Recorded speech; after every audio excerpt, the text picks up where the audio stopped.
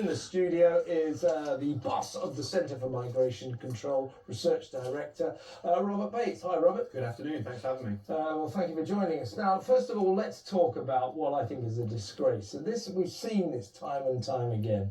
There's this Pakistani national. He's here as an asylum seeker. He's living at taxpayers' expense. We're not entirely sure whether he was in a hotel or a house of multiple occupation or even a military base. But one of those accommodations was afforded to him by us, the British taxpayer. So he's living here on our expense.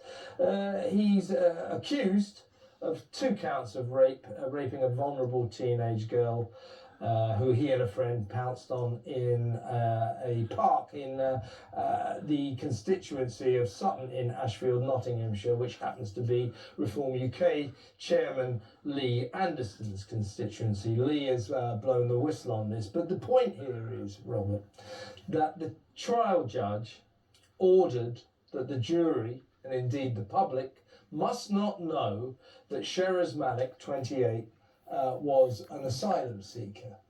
Why?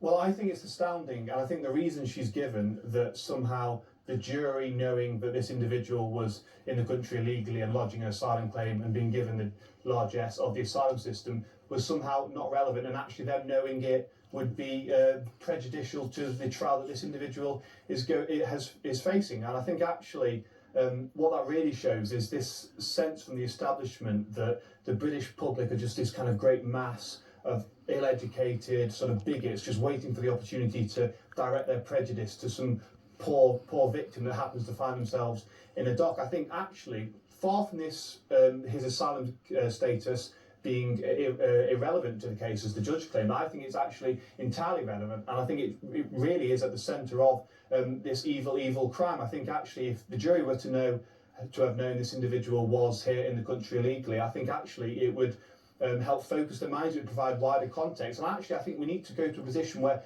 because we're seeing so many of these news stories now, that the asylum status and the immigration status of individuals that commit these crimes is an aggravating factor when it comes to sentencing. Because when you read some of the sentencing reports, you read the sentencing report of Hadish Kabati, the chap that committed that awful crime in Essex. When they were sentencing him, the fact that he was an asylum seeker was a source of pity, and the judge was saying, "Oh, I might be more lenient on you because you're an asylum seeker." No, if they're an asylum seeker and an illegal migrant, the fact that they're then committing crimes, it makes it worse, if anything, and therefore the sentencing should reflect that. And I think actually this whole case has been mad from the get-go. As soon as Lee Anderson blew the whistle on the fact he was an asylum seeker, we saw the whole establishment close ranks, start shrieking cries of foul play and racism and so forth. And it really is the British public that deserve to know these facts, but they are being withheld.